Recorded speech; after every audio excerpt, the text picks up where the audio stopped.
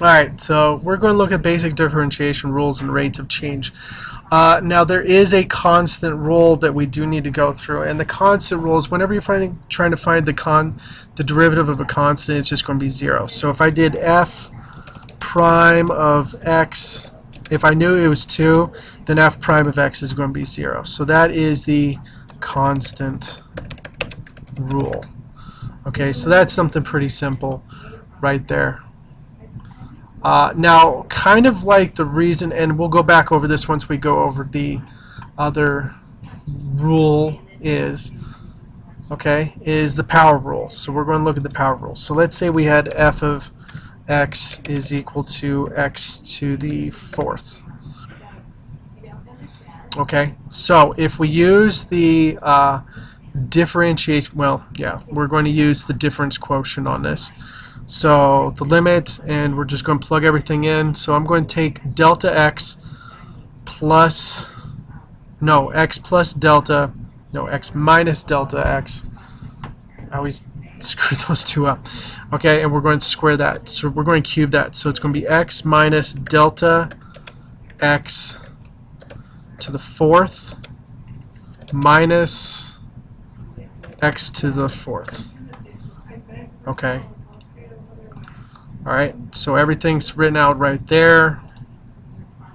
Okay, and then I have delta x on the bottom. Now doing this every time is going to suck, so we're going to have to come up with a general rule. So once I factor everything out and write it out, so I'm going to get delta x equals 4x cubed plus 6x squared delta x, okay, plus 4x delta x squared, okay, plus delta x to the 3rd in here. So I'm going to factor out delta x with that, from that. So there's going to be an extra delta x when you get done multiplying that out. Now the reason why I want to do that is because that stupid delta x on the bottom. And you guys have probably come to hate that delta x on the bottom because you always have to try to cancel it out. Okay, so these two simplify out to nothing.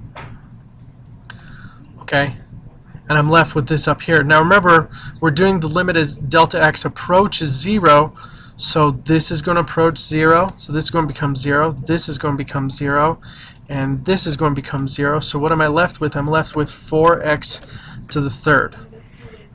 Okay? Alright, so now here's the rule. The rule is, and this is going to make your job a whole lot easier, the rule is you take the power, so let's say it's x to the n, okay, and if you're doing the derivative, okay, f prime of x, let's go put this in here, f prime of x is going to be equal to n times x to the power of n minus 1. So in other words, you subtract the exponent by 1 and you bring the power down in front, and it's like almost like a log rule. It's really kind of cool how it works. Okay, and this is what we call the power rule. Alright, so the power rule for x to the n just works this way. And it's a lot more simpler than just doing this differentiation rule every single freaking time. That's just horrible. That sounds like a horrible existence. Okay, so that's why these general rules come into play. Okay, so let's go to the next one. Okay, so that's the power rule, so you can do some pretty simple stuff with that. Now here's some cool stuff, like if we need to do f of x equals 1 divided by x to the 5th. If you notice, that is the same as x to the negative 5th. Okay, so the derivative of that is going to be f prime of x equals negative 5x to the negative 6. There you go. Or you can write that as negative 5 divided by x to the 6. It's up to you how you write it. I would strongly recommend keep the negative exponents out of it. Okay, Now, if we had some actual powers that were in fraction form, so f of x equals x to the 1/3.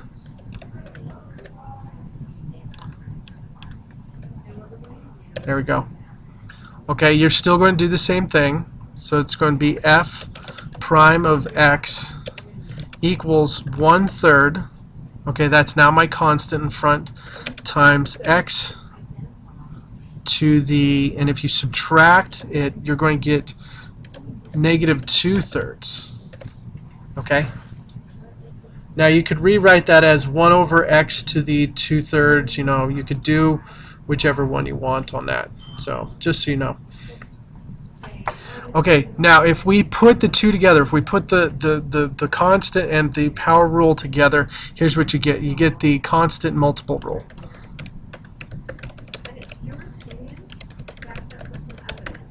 Okay, so the constant multiple rule, okay, you are going to have f of x.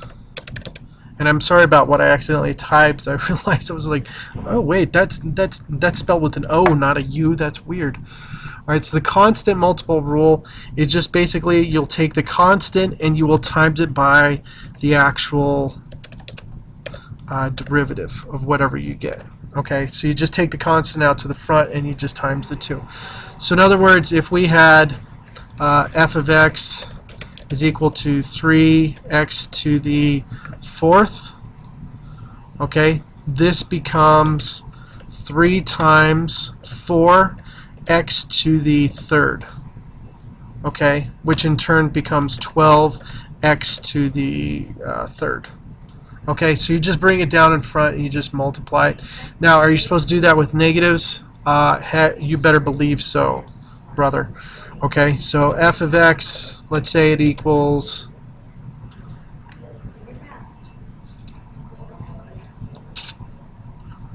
let's say it equals 5 divided by x to the 5 divided by 2, and on the bottom it has x to the 3rd. Okay, so the exponent is on the bottom, so this is technically 5 halves times x to the negative 3rd. Okay, so you're still going to treat it the same. So this is 5 halves times negative 3 x to the negative 4th. Okay, which turns out to be negative 15 divided by 2 x to the negative 4th is what it is.